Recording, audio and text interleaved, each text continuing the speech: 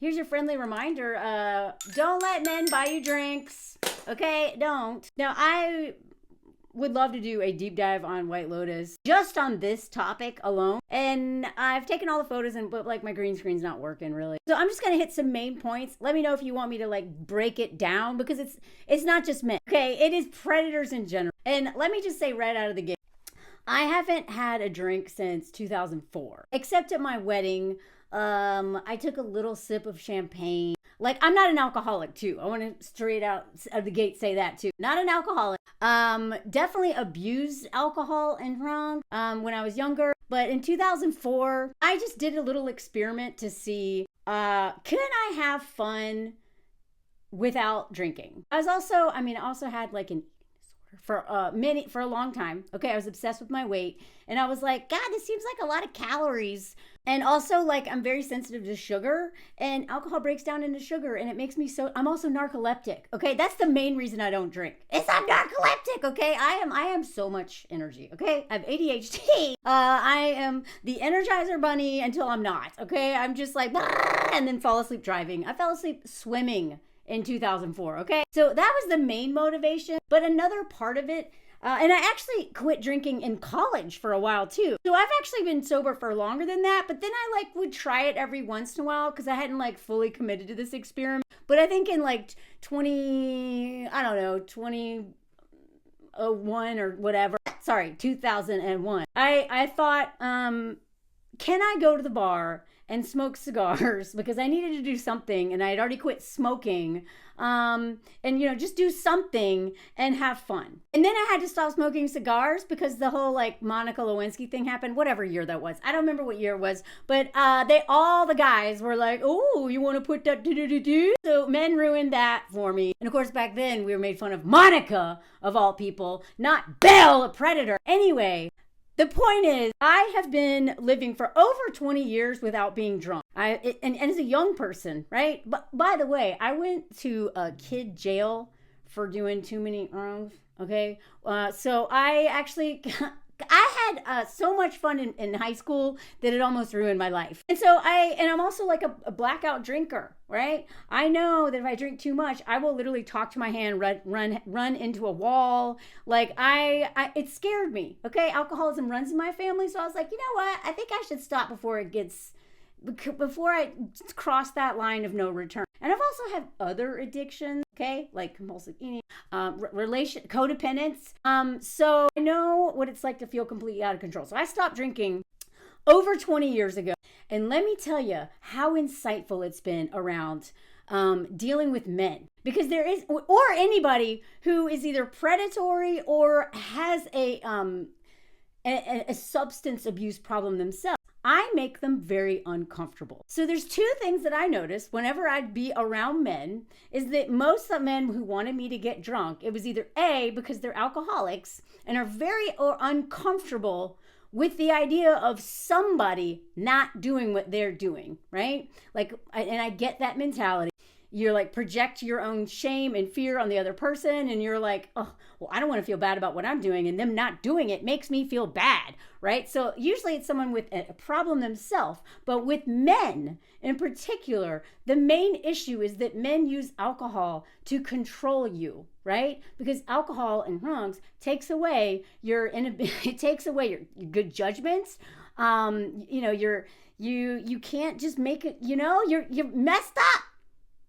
And the less in control you feel, the more control they have over you. Now, am I saying that every time a man wants to buy you a drink, he's trying to grape you? No, right? But the grape culture that we are in has absolutely conditioned men to want what they can't have and to take something rather than be given it freely and with your own free will. And I say this also as an elder hoe. I say that funny. I'm not elder. Okay, I'm 47 and I look great and I feel great. But I have been, I've forked a lot of dudes. And one of the things I noticed when I came into my like sexual liberation is that me wanting to have schmecks easily made a lot of men uncomfortable.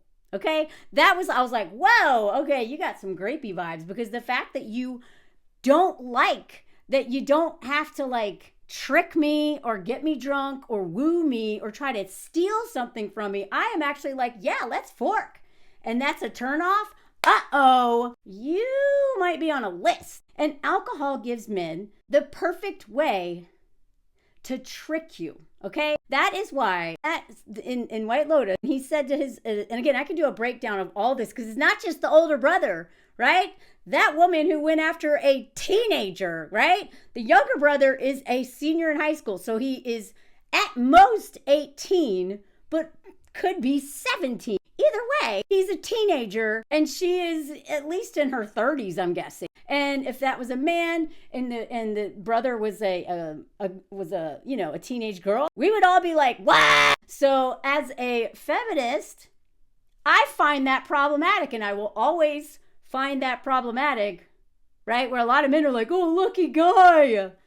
Feminists care more about y'all's essay than you do a lot of times, because I don't feel comfortable with the way she was talking about him. It was like she loves to go after. Anyway, the way Parker Posey's character, and she's trying to drug her husband. Now, she has less power in that relationship, so it's a little different, but she's still trying to drug her husband, basically to get him to behave the way she wants to, right? We have the whole scene with the 50-year-old dude who's going to meet up with his friend and the Sam Rockwell, that whole thing. He was uncomfortable when the guy was ordering tea and he's drinking beer or whatever. I don't even know what Dewar's is. Whatever, I don't care. I love that. I don't even know. But I actually thought he handled that really well. Again, I can break down all those scenes, and I would love to. Let me know if you want that content, though. Because I have also watched To Megan with Love, From Megan, wait, what is it called? One that white women hate. I have thoughts on that. And no, I did not hate it. Good for her. I also have Love is Blind material to finish. I have watched so much, y'all. I'm so behind. But I really want to talk on this because this is, I have experience with this. The moment I would go on a date with a man, especially because y'all, I didn't date at all for most of my adult life until like late 30s, right? Then I had dated that little hobo and almost got unalived and my life ruined and lots of trauma. And then I took another break and then I went back and started dating again, but not for relationships, just to like fork and just to get some experience dating. And what I realized during my tender bender was, holy crap. One of the biggest red flags in men was that if the first thing they want to do is buy me a drink, and I was like, no, I have a soda water. If they were visibly or like energetically upset by that, I felt unsafe immediately. Because either A, they're an addict, and I don't fork with addicts anymore, active addicts. They're in recovery or whatever, like that's different. I tell y'all, men with addictions, like you will suffer the consequences of their addiction more than they will. They always got women, codependent women especially, who will manage them, take care of them, and then suffer more from the consequences because those men will never suffer the consequences. They've got a woman to come up and clean up behind them. More importantly, it was because that was their way to try to coerce me, to trick me, to steal something from me because I wasn't willingly offering it up. And that's what alcohol does. And if this last episode of White Lotus is all about that, and even with the three friends out partying, those dudes were like, more shots, more shots. I'm not against drinking at all. I mean, I'm in France. If I was against drinking, I'd be lonely here. But drinking culture is a little different here. Whenever I go to my in-laws, I don't know if they still do it, but they've put a wine glass in front of me all the time just in case. They also know I'm not an alcoholic, but they, just in case, because they don't want to be rude. Alcohol is built into the meals here. It's built into the culture here. Does that mean they don't have a massive alcohol problem here? No, of course. There's definitely a problem here. I think it'd be very hard to not drink here because I don't drink here and I'm not an alcoholic. It's easy for me to say no. I'm never tempted to drink. If I was especially a newly recovered alcoholic and people were offering me alcohol, I think that'd be really hard. But the culture around alcohol is very different. It is not quite as like binge or like, it's not this like purity culture of like this extreme this or nothing at all. It's just kind of like, yeah. So it was even kind of harder to say no to a glass of wine here. It was more because they're like, are you like, what's wrong with you? Not like, oh. But I found that because I vetted very harshly, that most of the men, when I was like, oh, I don't drink. I know that's weird. I'm in France, but I don't. They're like, Okay. And that was a green flag to me, because if they're upset that I can't have something that is going to take away my free will, that is predatory. Now, I understand that a lot of times people in general, they drink. It's a social lubricant, okay? And again, I used to be unbelievably shy. That was also part of my experiment, is like I eventually challenged myself a lot to go and do stuff by myself, to travel alone. I moved to I lived in my truck, okay? So it was like easy to move. Everything's like literally, my house is on wheels. So I moved to places I didn't know anybody. I constantly put myself in a position where I had to learn how to make friends. I had to learn how to talk to people, okay? So I'm actually very shy. I was. And people find that very hard to believe. And so I wanted to see if I could still be this outgoing person without any social lubricant. And was it hard at first? Absolutely. You feel like a little bit like odd person out and like not. But then I just realized, like, you know what? I actually am just goofy and like silly, and like I just act like this. I don't need that stuff. And if anything, it makes me boring to drink because I get tired. I'm narcoleptic. And when I smoke, I get paranoid. I mean, unless it's maybe with one person, it can be fun. But like I actually started to like myself because I had to. I had to see am I fun? Can I do this without a social lubricant? And even though it was hard, I started to realize, oh my God, so this is who I am when I'm not impaired. Right? So if I go on a date with a man and the first thing he wants to do is impair me, is to make me become someone else, someone less guarded, someone more outgoing and adventurous. Dude, and that's the thing. I have so many crazy stories. I have a story about forking a clown. Okay? It's actually came out on a podcast today, Risk podcast. I told it a long time ago, and I think I'm going to retell it, revisit it soon. But y'all, all the stories I've told on stage were me sober. Every crazy story that you've ever heard me talk about, I was sober. All the crazy stuff I've done was sober. Like, imagine what I would be dead, right? If I do this kind of crazy stuff with no help of alcohol or drugs. Imagine how like risk-taking I would be with it, right? So I'm glad I made that challenge by choice decision a long time ago. Yet I still was out constantly looking for adventures and whatever, and making poor decisions. Also, the thing is that I do have a very strong connection with my intuition. Okay? And some people would argue, or not argue, but some people would call it like your spirit, right? And it's funny because I've heard people say, like, isn't it funny that they call alcohol spirits? Right? My intuition, I'm not a religious person at all, but I am, somewhat, I try to be spiritual. I do believe there's something, right? And I believe that something is in me and it's in everybody. It's our intuition. It's that like higher intelligence. It's that knowing. And the first thing that alcohol or any kind of impairment does is cut me off from that. Men know that. So if I get like a weird vibe from a dude, if I'm drunk, I'm not going to pay attention. I'm not going to notice it. I've got a little hypervigilant antenna. I'm always, but if I'm drunk, I'm too relaxed, right? Men know this. So if you are brave or reckless or whatever, fill in the blank, enough to be dating in 2025, dating cishet men. And I'm not saying you shouldn't. I'm just saying, if you are dating, hopefully you're in a good place to date. You don't need to date. You don't need somebody. Your life is full, right?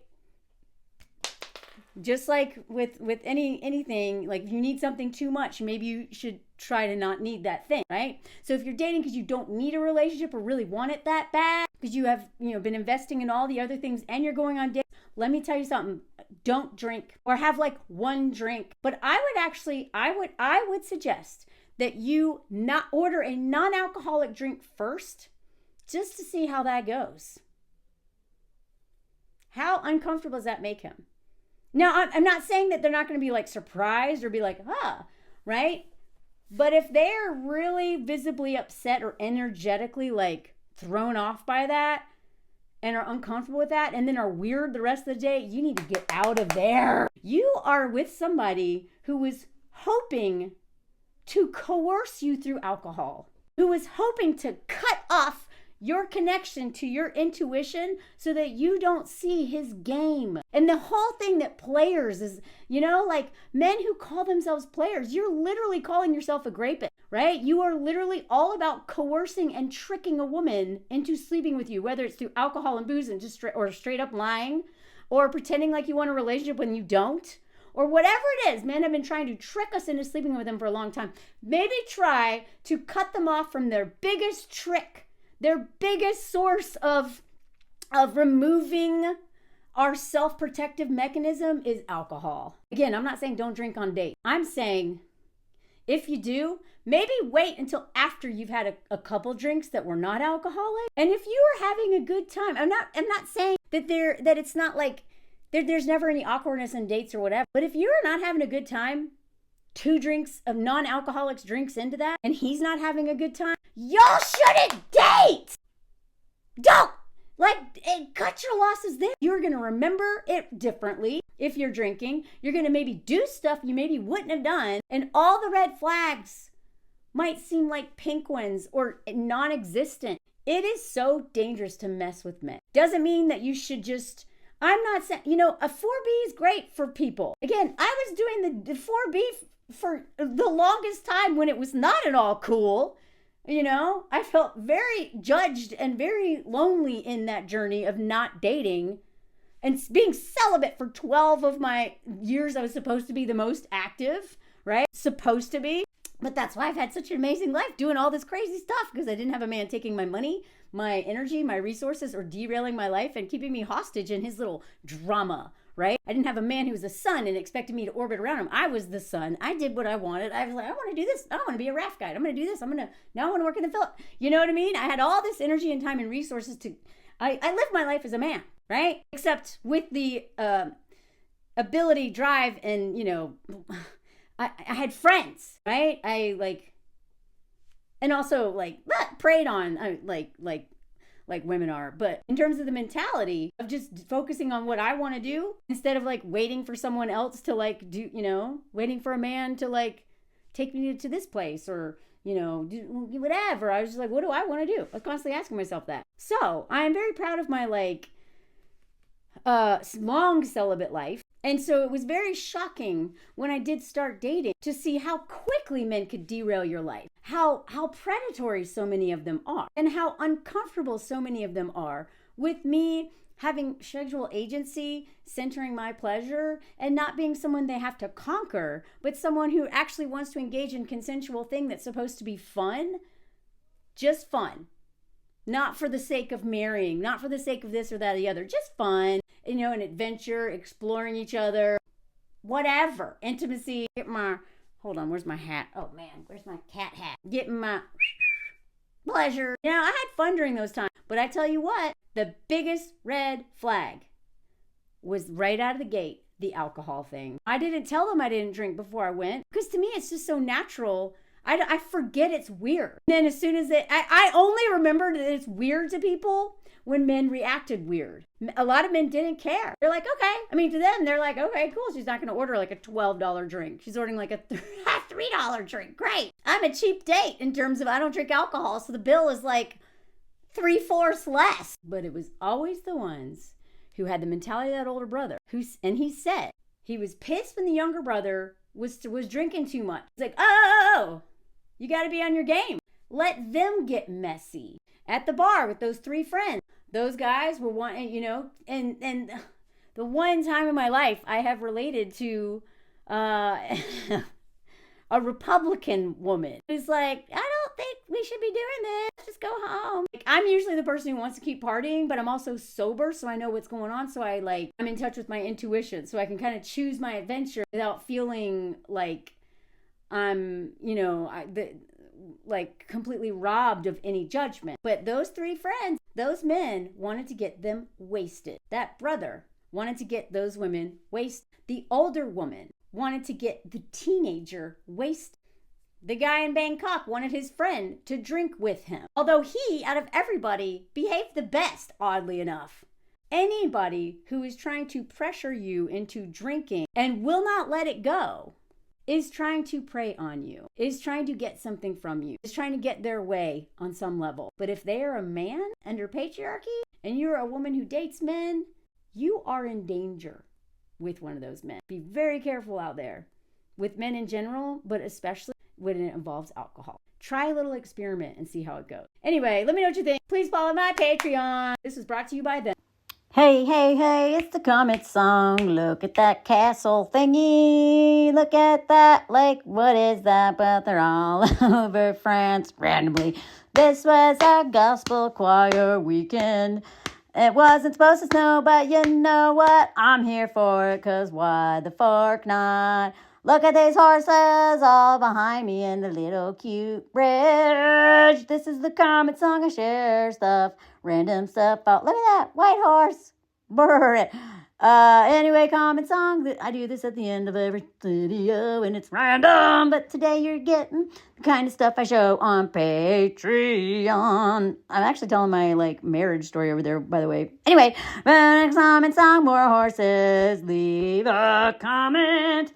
I have lives and travel stuff and all kinds of stuff. Anyway, I'll probably share more about this weekend over on Patreon. If you're on my Patreon, you want to hear more about this weekend, let me know, because it was really cool. Anyway, driving up there was kind of scary because I'm not in my big old pickup truck with 5 speeds. So anyway, look at this, look at this, look at this.